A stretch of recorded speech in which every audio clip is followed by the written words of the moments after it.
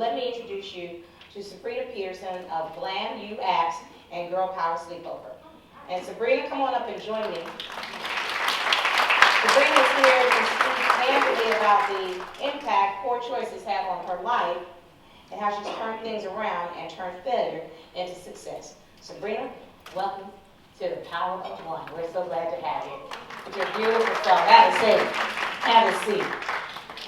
So, Sabrina, you remember you actually sent me back a note that said, "Wow," when I first reached out to you. But I love to say to people that I am a woman who has made good choices and bad choices at times. Excuse us if we cry with you. But coming up in a black family, or as a woman, we are trained to say, with a black eye, I'm okay. We're trained to say, with the lights going on, I'm okay. We're trained to say, 500 pounds, I'm okay. I'm okay. That's what we're trained to say. That's what women are trained. We're trained with the strength of being okay. If nothing else, being okay for our kids. Being okay for our mother. And the sad part about saying you're okay is not realizing when you're not okay. So what landed me in prison was thinking I was okay in a moment that I just was not okay anymore. So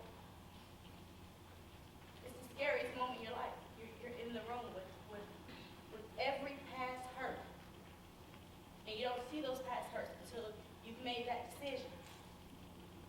You know, so whether it's to lash out, or whether it's to, to just do something extraordinarily out of your character.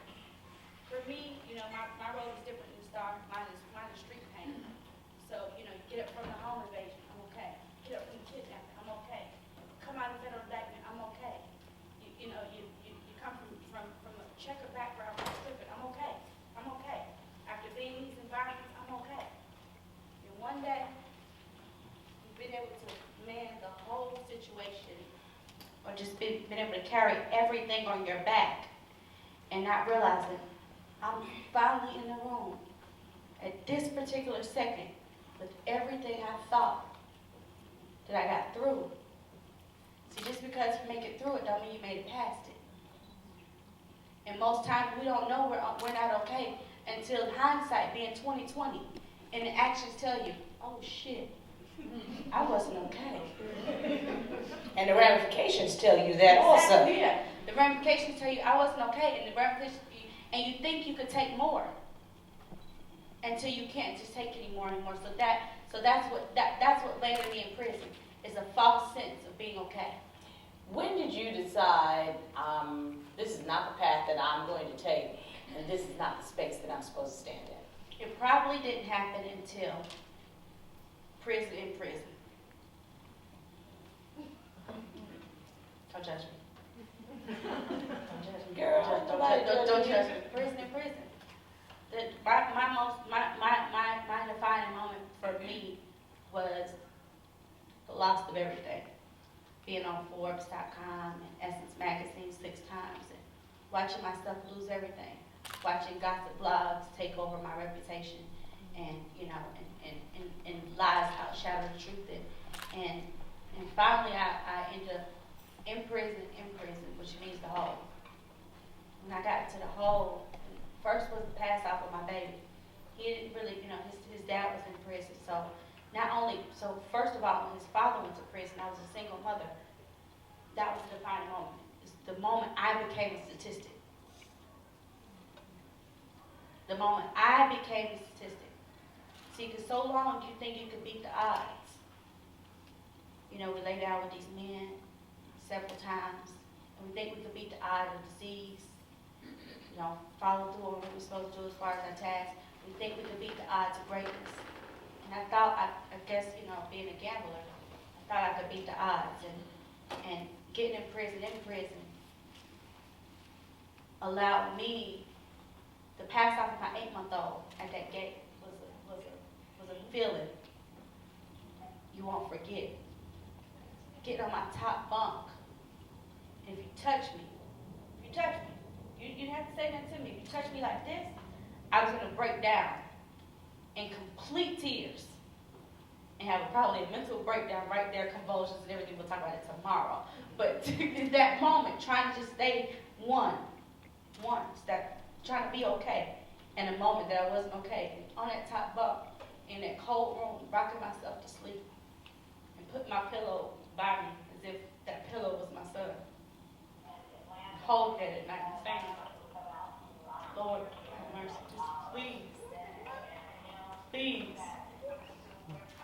just please give me strength.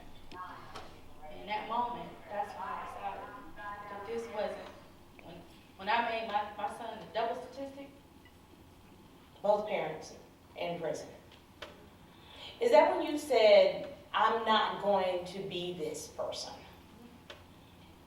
You just told us the story of the spiral down. I really want to know what encouraged you to pick it back up. You ready? Yes. Okay. So in the hole, I was locked up, me and Sweet. Sweet, her girlfriend, had got to a fight. Some girls on the yard, it was gay. And so I wasn't gay in prison. One gay for the stay, and stuff like that. But however, Sweet and her, it was a girl I was in solitary confinement at this point. So it was me and one other woman.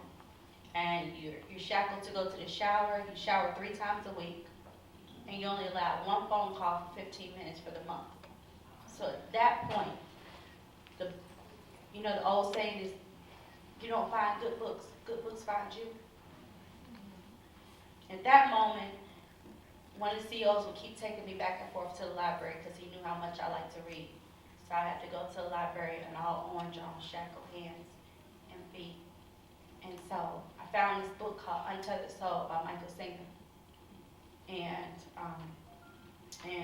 my Bible. So there's nothing but complete silence. You got, after 2 weeks in there, I was able to buy a radio, but before that, you're talking about 2 whole weeks of complete silence and only me and Sweet to talk.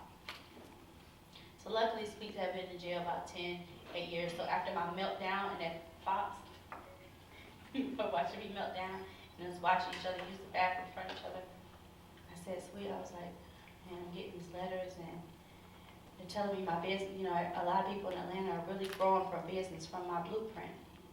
And I was like, but Sweet, I gotta figure this out. I gotta make a way for young girls to be able to make a lot of money without the choices I made to try to make a lot of money. So then that's when I came up with my flip. And I was like, so what do we do? I used to think about me and my son's father.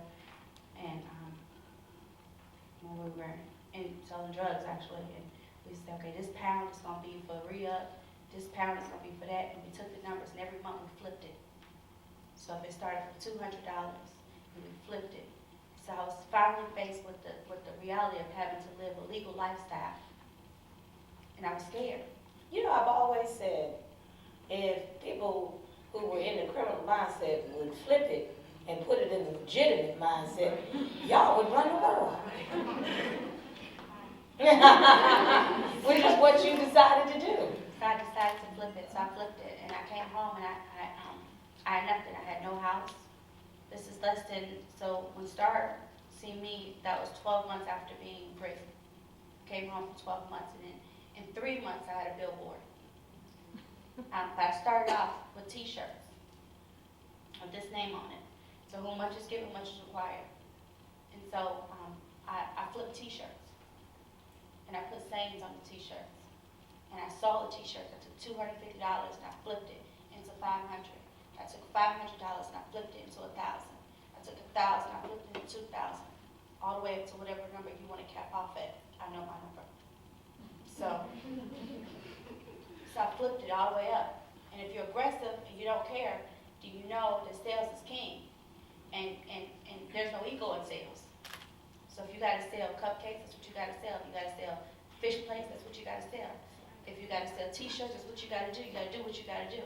Especially when people's greatness is hedged on you. See, my son's greatness is hedged on my performance. Being an entrepreneur is tough. As you just point out, the success and failure is all on you. So what are the challenges that you had to overcome as an entrepreneur that you can share with the other entrepreneurs? This conversation was merely based upon a few people deciding to give me a chance. And all you women are in position today, you know, National Association of Professional Women, and you're able to give somebody a chance. So the biggest challenges, and the thing that made me want to get back into business is the only way for me to be a chance giver. Star gave me a chance here today. Upskill gave me a chance before that. Black Enterprise gave me a chance.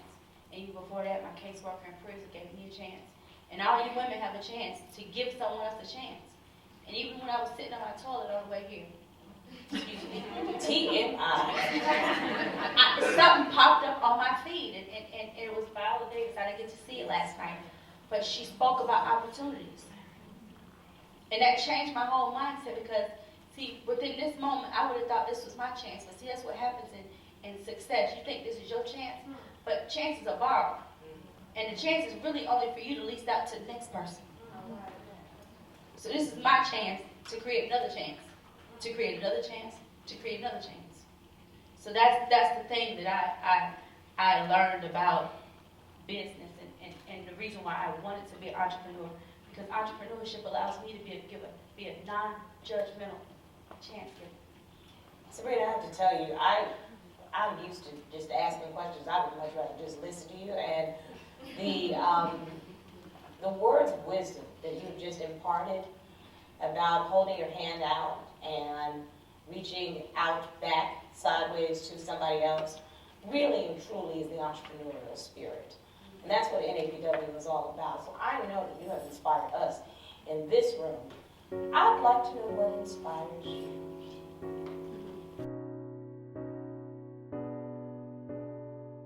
Being a woman I couldn't find. That's what inspired me. I wanted to be that person that I needed. And I want to stand on every platform and let you know that she's here. She exists. She got blood coming through her veins. She exists. The woman I needed, the woman who would say, come on, baby. Stay here with me. Come on, baby. I got Black Enterprise coming. See if they'll do something for you. Come on, baby. They just gave me $1 million in here. Dress up like this. Check this out. And they can do it for you, too. So that's what inspires me, is being who I could